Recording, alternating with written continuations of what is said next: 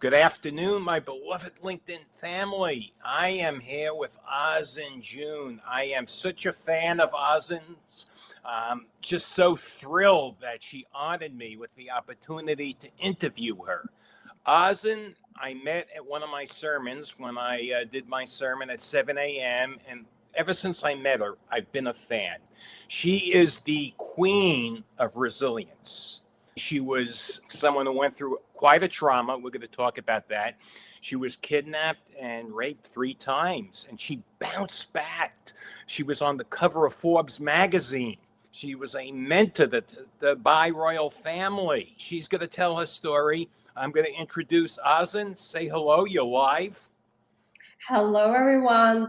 Thanks so much for having me, David. I'm so excited for our talk, and I can't wait to share the journey and everything I've learned so far in the journey.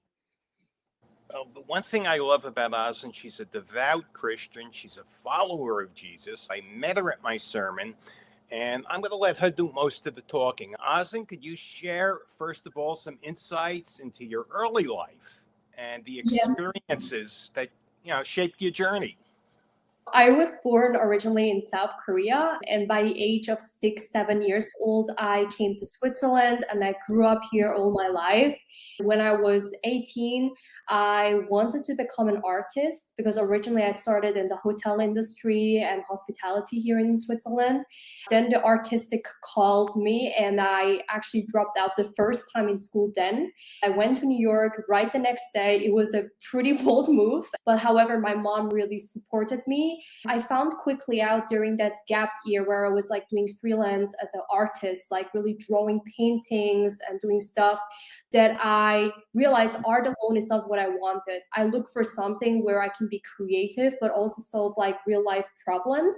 So that's like where I discovered entrepreneurship and something called design management.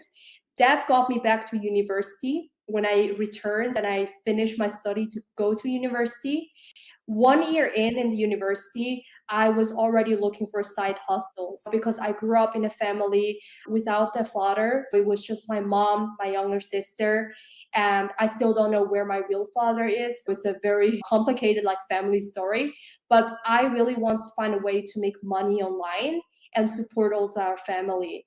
That's where my first side hustles start to take off in digital marketing, personal branding. I've done a bunch of things in online space until 2021, where I had this calling to transform lives because I felt I was chasing more than money. I want to transform people. That's where empowerment and coaching came in. I invested into a mentor. I went all in. In my first 8 months, I made my first 6-figure cash months. From there, I started to scale. And it was first an up and down. I had to work on a lot of foundations to stay sustainable. But now, fast forward today, I've impacted 115,000 people through my coaching and keynotes. As you mentioned, Forbes mentioned, I've done a lot of live radio interviews and keynotes. And yeah, that's pretty much in summary of how I grew up. Then obviously we will talk about that, certain things that impacted me, obviously like traumas. But yeah, looking back, it's everything was meant to happen. Well, you went through quite a trauma, and I read about that. Do you want to tell my audience what happened and how you found the strength to overcome that trauma? Yes, in 2019, 18, I was in a toxic, abusive relationship. I realized within the first 3 months that it was very controlling, abusive. I had no freedom, and it started already with like huge stalking. When I say stalking, it was 24/7 stalking. So it was really like 100 text messages a day. I would have like 200 calls, 50 social media accounts, people that were following me to school, library. The cause of that was me breaking up with my ex that was so abusive to me. But it wasn't as simple because many times people wonder, why didn't you just break up and ignore him? It was a little bit harder because despite blocking him in everywhere, like he would follow me everywhere, bombard me, pay people to follow me. And then I was kidnapped 3 times in a row here in Switzerland. Third time, it totally escalated because the first 2 times I luckily came back home safely by being able to kind of act along. And then I was so much in shock, I didn't really immediately talk about it. And I didn't want to go to the police and involve many people inside. I thought I can handle it. But the third time when I was kidnapped, he put me into the car. I had no time to defend. I was like literally running away on the highways, trying to flee from him. And that's where he didn't just kidnap me, but he took me to a different place. Then he raped me in a hotel room where I couldn't go out and I was like locked up. And long story short, I luckily, by a blessing of Jesus, I got found by a local policeman at 3 a.m. in the morning. I got safe back home. But obviously, the trauma impacted me so much with a lot of trust issues, fear, PTSD. I didn't even know how much it impacted me until I was in a new relationship. So that was what happened in 2018. To me, this is like, wow, you are such a resilient person, the way you bounced back. You're talking about this and you're smiling. It's like, to me, wow, I don't know if I could have handled this as well as you have. How did you bounce back? You don't seem like you went through all this. You seem so normal. Well, I think it was definitely a process because in that moment it was so tough, very hard. And I think I really want to talk about the moment after I got home from the rape and kidnap, how worried my mom was. Like my whole family was involved. It was a court case that I went through for 3 years and it was a huge mess. This guy didn't stop until the police gave a warning. Otherwise, he would get expelled from Switzerland. But I think the thing that really kept me going was when I was like crying my eyeballs out every night in the bed, it was turning and flipping the selfie stick, not just towards me, but towards other people. And when you go through immense pain, I think there is so much blessing and in the suffering, and that I knew I had to get up for other people, also for my family and for everyone else, because I'm very ambitious, very impact driven, and I really believe that God gave us each a calling. I felt that in those dark times, although I wasn't really walking the way I am today with Jesus, I felt this whisper. I think it's the Holy Spirit that keep telling me, get up, move on. You cannot let the past define you. That's what I did. When I came home, I just studied the shit out of me because I missed out so many exams. Then I graduated as one of the second best students. It was so amazing how I could catch up. Then after the graduation, my tears kept coming out. I think it was for me really a moment where also after that, entrepreneurship was the thing that kept me going because I knew that this was for me a better chance to rise even further. Thanks to this experience, I'm publishing this year even my own book called Marry Yourself, which speaks about the whole journey. I think it's really walking to Jesus and then really anchoring into the purpose that really helped me. The way I see it, the authorities, they failed you. I mean, you were stalked, you were harassed. How did their inaction really fuel your determination to succeed? And do you have any animosity towards the authorities? Because really, this shouldn't have happened if they were doing their job. At least that's the way I see it. Yeah, no, for sure. Here, I really realized in Switzerland, it has usually a reputation that things are here very safe. I would say living here my whole life, Switzerland is pretty safe. It has really great education, health system, law system as well. But when it comes to stalking, there is no law that currently exists. And literally, no. The only law that was listed is that it interferes with privacy issues, and that's not strong enough. The same thing for obviously rape. Rape is strongly in the law, obviously prohibited. But because there was no direct evidence of a video of me getting raped and things, it was hard to I mean, prove. come on. It's hard and it was so tough, and I told them already I had all the screenshots, the evidence of the chats and stuff. Like there were so many things, a lot of people that were involved that could literally say and testify that I went through this, and some things got approved and other things is something that just 2 weeks ago I met the Swiss president here in Switzerland, Yes, and I could expressed to him directly about this issue. And right now we're working towards to adapt the stalking law and introduce it into the Swiss system. So something is already changing, and I'm now proactively in the part of the process wanting to change and adapt the laws for future victims to not go through the same thing. Do you have any animosity towards the authorities because they didn't even help you? Well, I'm not sure what you mean by I mean, what do the you like? animosity. Do you feel, let's say, anger or hatred towards the government for their inaction?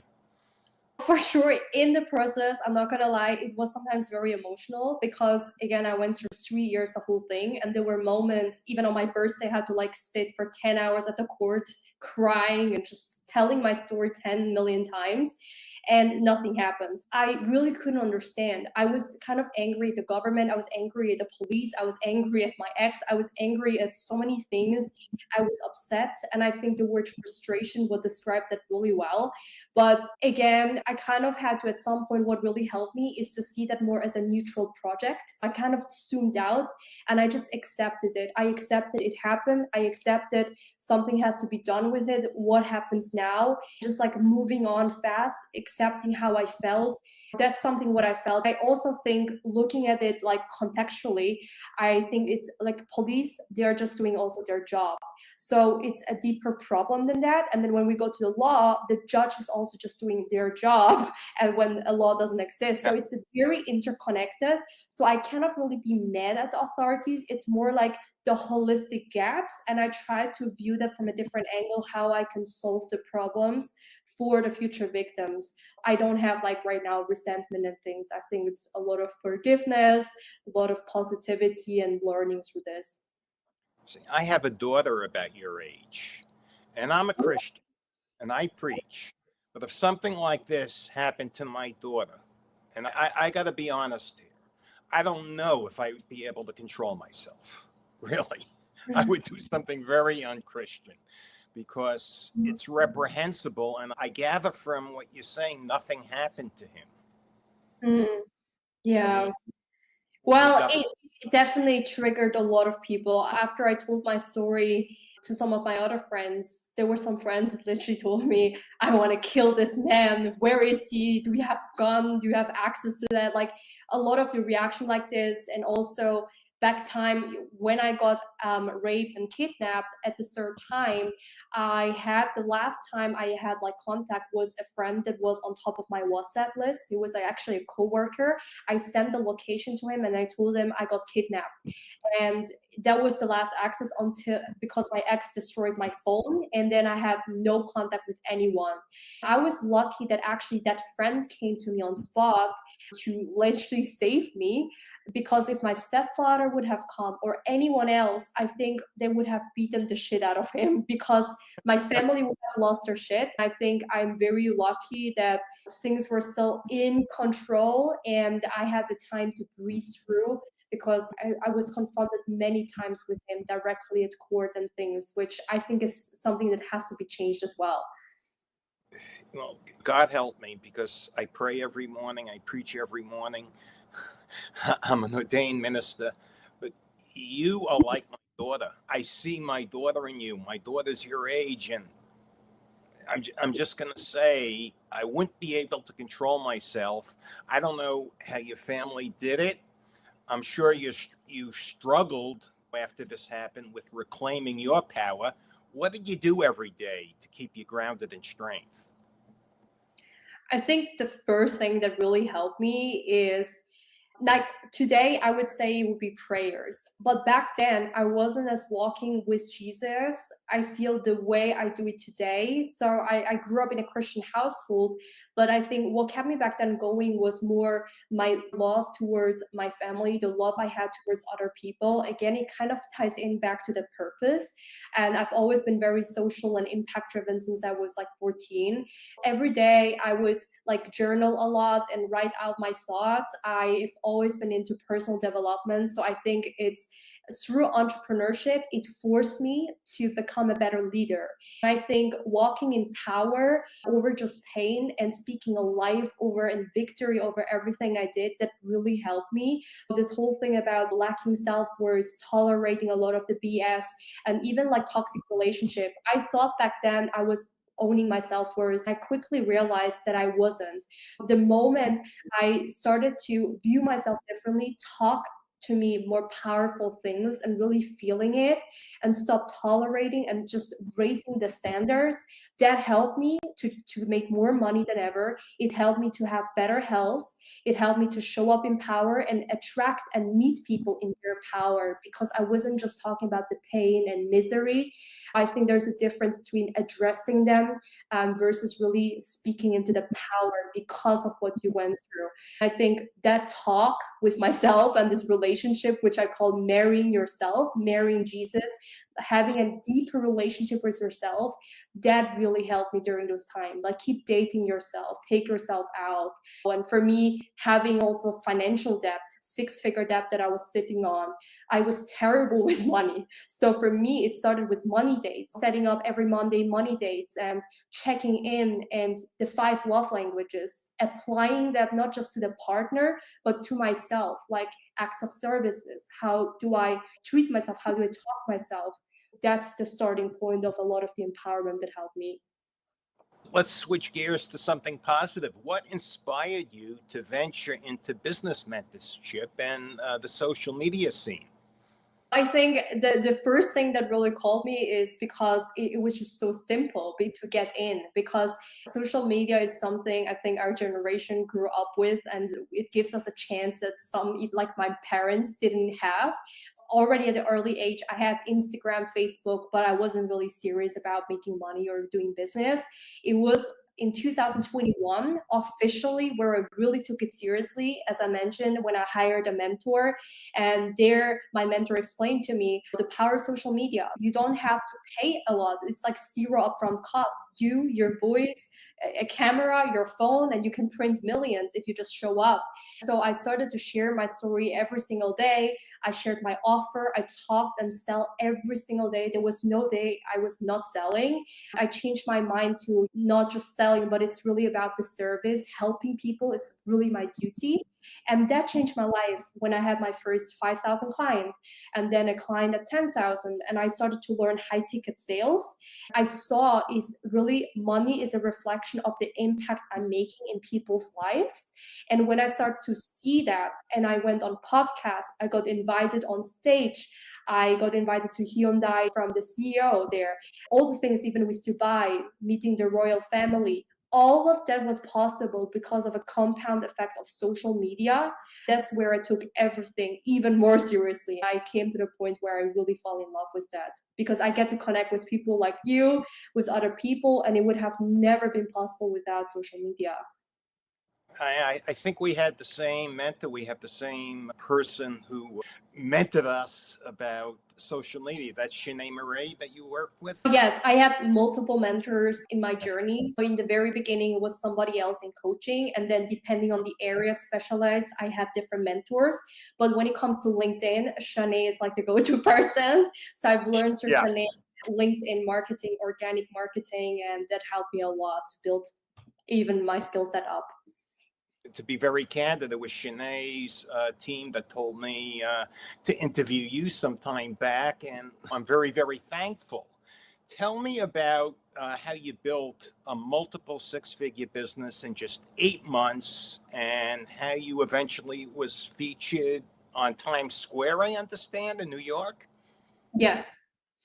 Well, I think it's a couple of things, but I would say for anyone who wants to get to the six-figure mark first, I think there's so many ways these days to make money. The number one thing is don't just follow the money. Like, what really, like, zoom out, and what is it beyond just a short term? What's the trademark and legacy you want to leave? I think that question, whether it's coaching, doing digital products, e-commerce, there's so many ways. But I think number one is like getting the clarity and where you're going to play the long-term game. Then obviously when you're in coaching or you have a service-based business, the number one thing that helped me was content creation. So I call it content that is like premium. Everything you have to view your every content piece that you do as a funnel towards the offer that you have. So you can do value content, educational content, belief shifting content, telling your story. There's a couple of frameworks that I teach, especially messaging. You have to understand messaging, be really good at what you are only as good as you communicate. A lot of the people, they are so good in what they do, but they're frustrated. They're not making the income because their zone of genius doesn't match up the messaging. Learn messaging and content. Number two, after that is traffic. Ask yourself daily, what can I do today to increase the eyeballs on my offer? That means, for example, podcasts like what you and I do with the podcasting right now, with Facebook groups. There's so many ways on how to get more visibility. Number three would be Messenger. Many people focus on content creation. They have all this collaboration and visibility, but they still don't convert. That's because they're not having enough conversations. Taking the time to make genuine connections, having conversations in the DMs, whether you make the sales in the DMs or you go into a sales call. And the fourth step would be make the sale. So you get on a call, you're showing up as a leader, as a consultant. You're here to genuinely help people. You're turned down if it's not a right match. And if it's a right match, you take the money, you make people commit, and you move on and solve the problem. If not, you can also do a DM sales. I would say focus on those four activities: content, traffic, sales, and messenger. And that's how you scale to 6 figures. From there will be more things that you will learn. But the core element in that I've really learned in a hard way is show up in power. At the end of the day, you can have the best systems, strategies, mentor, but everything will be a scam if you don't take action. And you have to show up as yourself, as your authentic self. That means let out your voice to be raw, the way it is. Talk to the audience the way you would talk at home with your husband, wife, very raw and free, and showing your power up, and you will attract people in their power. You were featured on the cover of Forbes magazine. They called you the Empress of Mentorship and the voice of Gen Z. What does that mean to you to accomplish something so great? The cover of Forbes. Thank you. Well, for me, it was a huge milestone because all of these things is something that I just shortly dreamed about just like 4 years ago. When I was in my bedroom, I was a nobody. I was just like really starting it. I didn't have any connections. I think when I really look back, it's beyond just like the media features, the story that is just behind all of that, because it's like, as I mentioned, the rape, the trauma, the staying power when things were really hard, and being featured there feels really like an honor. And I get to meet more and more people that are also doing amazing other things in their world. To co-create with other leaders has been more amazing than ever to make further impact. Now, could you elaborate on your role as the mentor to the Dubai royal family and also the impact that's had on you? In 2023, I got invited to Dubai. It was at the Global Women Leadership Awards. And they had a whole women empowerment event and award show they do every year. And I got nominated as the best business mentor there. I just submitted the things, what they wanted, the impact I've done through the coaching, obviously through the 4 years, impacting people online and offline through keynotes. I've also acted as a UN Peace Ambassador and as a country director of Global Peace Chain, impacting 15,000 people in Nigeria and other third world countries through the project that I was doing against domestic violence that ties in very close to my story about rape and kidnap, to teach women and girls out there to set boundaries and how to heal from such experiences. So it's very close to the peace work I do and also the business work I do, both. When I was there and on stage, I could share my story. The royal family from Dubai was there and I received my award with them together on stage.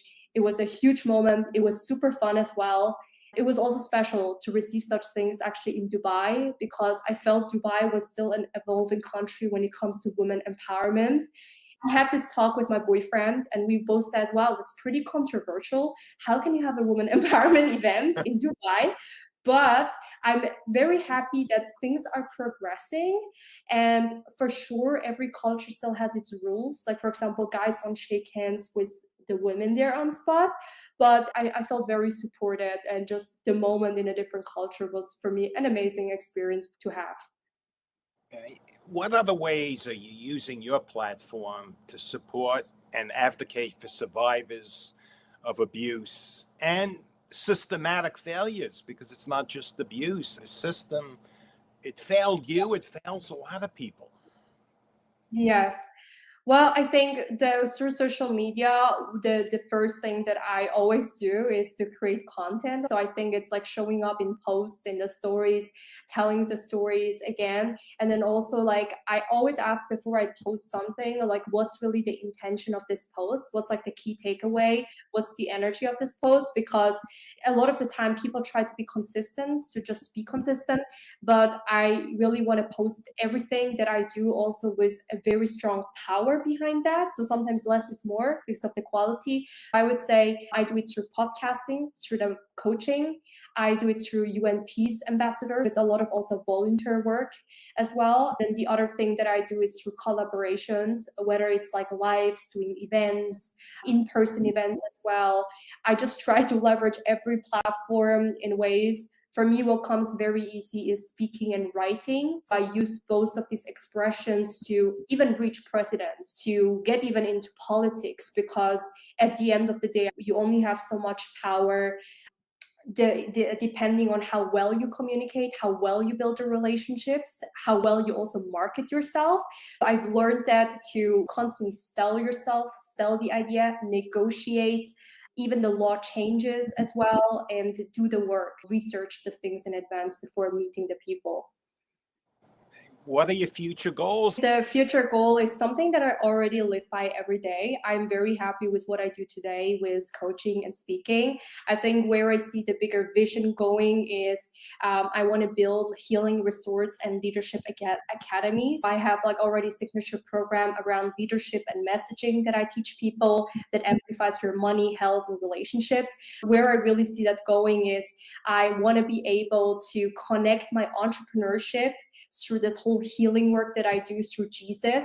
The legacy really lies in how can I empower today even one person to walk to Jesus, give their life to Jesus, because that's just everything. For me, that part, and then knowing, equipping people with the skill set to be able to have this freedom to do what they love, and you can still make money and all of these things, that's really a big passion. The third part that I really want, and I feel this calling, is to unify South and North Korea. I know this is super random, but already years ago I felt this call. That's why, I don't know, for some reason diplomacy came in my way. That's how I got into UN Peace Ambassador. That happened just like 2 years ago. Now I feel all the people that I meet, or even president like Trump or the Swiss president, I knew I'm going to meet them very soon. A lot of the things that I've imagined, it is happening. I really want to be able to support the unification of South and North Korea in the upcoming years. Well, that's a very admirable goal. A lot of people go through adversity. What advice would you offer them if someone is seeking to transform their life after going through something like you went through? I think the number one goal is run to the cross, run to Jesus, repent, and really surrendering fully to that is the number one advice I can give. I think that because when you do that, your purpose is already given, because many times people look for the purpose and they're very confused. What should I do? I had this rock bottom moment. I feel very chaotic. I think in my journey, I've really learned the moment I gave my life to Jesus, I awakened even deeper to the purpose that was already given. I really believe everyone has already a calling. Then also this whole thing, the whole past around the rape and abuse, it opened doors to demons. I was tormented by PTSD, panic attacks, by things with lust. And it was the demon coming in so many ways and shape and forms. It tormented my healthy relationship that I'm in for 4 years. I think we talk a lot about the event itself that was terrible, but I personally find the event after that is even more terrible, because the healing process is so messy. It comes up in so many different ways. we are our own triggers, but then it happens. You're in a good situation, people say one word, one thing, and you trigger yourself. I really think the ultimate way to heal is only through Jesus, is through the words, reading the Bible, praying, just starting, getting to a community where people pray, even that's very new for you. The number two step from that, if you go through adversity, is give yourself lots of self-compassion. I used to always tell people have lots of self-love, but I think compassion is more important, because when things go well and you're in your power, you can show up powerfully, but when things don't go well, who are you? This is where a lot of people, their identity is like crawling on the floor. You have to put your identity into something permanent, and that is through Christ alone, and through compassion and the love that you give to yourself and to other people. So that's my 2 cents for people who go through adversity. Well, amen to that. That is beautiful. What legacy do you hope to leave behind? How do you want to be remembered? I know you're very young. Maybe you haven't even thought about that. Oh, I thought of that many, many times. I think one of the first things I want to be remembered for is someone that is funny and wise, someone that is very passionate and in love with the Christ. I think that for me is very important. Also, I think someone that does the right things, because it's this world, you cannot please everyone. I always thought like, oh, I'm this kind person, I love everyone, I'm gonna serve and please, but that's not the case, especially if you're a Jesus follower. I've learned, don't be sugar, you have to be salt. For some people you'll be too salty, but when you make true impact, you will have people that will definitely misunderstand you, mistreat you, hate you, or have many reasons to pull you down. I think to rise above that and just being remembered as someone that is resilient, that can overcome anything, that's something that I want. And the legacy I want to leave is to bring more people to Christ, to save people so they can live an eternal life. And for the person that has creative spirit, I see myself as a very multi-passionate being, and I used to niche myself down to I'm this businesswoman. As I mentioned, I started out as an artist, and it still breathes in me. I really learned beyond the titles, just surrender to Jesus. You are an artist, you can be an author, you're a speaker. That's exactly what I want to do. Just heal people and bring them to Christ. You are so beautiful. Last question. A lot of people don't think you could be wealthy, successful, and follow Christ and follow God. What do you have to say to that? Well, I think I understand where it's coming from. It used to be also my belief. Growing up, I used to hear a lot, money is root of all evil. I used to hear a lot as a Christian, like you have to stay humble, cannot promote yourself too much, don't be salesy, don't be that. Like there's a lot of like beliefs, and you want to be a good Christian. But I think we should not confuse that, because Jesus wants you to be abundant. Like a lot of the biblical figures were really wealthy. I think it's the question around with what type of intention and source do you make the money. You can make money through the devil, through Satan. When you worship money, when you worship the power, when you worship followers, fame, and the things. But if you go within with purity and you go with the motives and surrendering of what Jesus wants you to do in his will and not just through your will, I want to do, it's like what Jesus wants me to do. I think that part, you can make lots of money through the impact through Jesus. That's again all what I'm saying. The way I'm known as the wealth queen is because I always speak about you can have it all. You can have a healthy relationship. You don't have to sacrifice your marriage and relationship for money. We have different seasons, obviously, as an entrepreneur that we go through, some more intense than others. But overall, you can have Christ as the center, number one, have great health, and then also have great relationship. And ironically, when you have better health and relationship, you also make more money. You kind of need to work simultaneously on that. In the past, I used to separate them all. Like, oh, I have to work on this business. Then I used to neglect my health. Then you pay later when you neglect your health. And the same thing for relationship. You don't want to be rich and lonely. I think it's so important to set goals in your spirit. What are your spiritual goals? Even if it's like 10 minutes prayer. What is your physical goal? Even if it's like 20 minutes movement every day, start small. And then what's the relationship goal? Present time with your loved ones. Like, what do you love? what are your business goals, and work simultaneously on those things that makes you happy. Ozzin, I want to thank you for being here. Is there anything else you'd like to add or anything you want to say to my LinkedIn audience? First of all, thank you so much for having me and for sharing this journey. I think the last message I want to leave with everyone is, if you're hearing this, I want to tell you, no matter where you are, that everything, this shall too pass. Whether it's the good moments, it's the bad. It's something that I sometimes also need to hear myself when you're in a situation where you don't like. And oftentimes we suffer because we don't accept our current reality. I think putting sometimes this ego aside and saying, okay, I accept my radical reality right now. And when it's good, like, enjoy it fully your life. When it's bad, this shall to pass, it will be fine. Always lead by courage over confidence. A lot of the things that I've built today was not because I was confident in, it was just because I had courage. I had no clue what I was doing sometimes. I don't even know how I made money sometimes, but like, you hire the people, go to the people who have the results that you want. I think having mentors cuts your learning curve. The first thing is really have courage, and choose courage over and over and over again for every level that you grow, and you will see new results in your life. Well, Ozzin, thank you so much for agreeing to this interview. I am so honored. My audience must love you. I had record number of people accept the invitation. We are live right now. I'm going to propagate it again. It's probably going to be propagated all day on LinkedIn, and then I'll just edit this a bit. You were practically perfect. I don't think there's anything you said that I really have to seriously edit, but I just might do a few snippets here and then repost it. Thank you, everyone. This is the Wealth Queen. If you need a mentor, she's your girl. Thank you. And we will talk again. I appreciate it. Everyone on LinkedIn, thank you for tuning in. Have a blessed day. Thank you.